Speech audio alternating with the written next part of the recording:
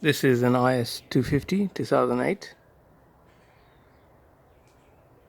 Had to replace the indicator light, front signal light, as you can see.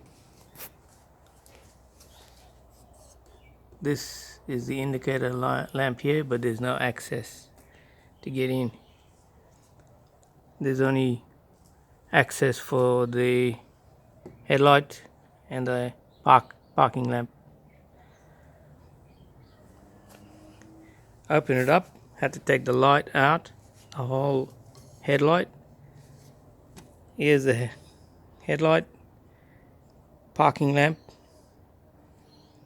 and this cavity here is for the HID lamp, which is permanent.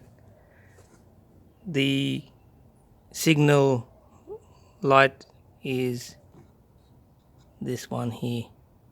This is just an extension to allow you to turn and pull the lamp out, and that's how you change an IS250 signal lamp. Okay, there you have it. Good luck, guys.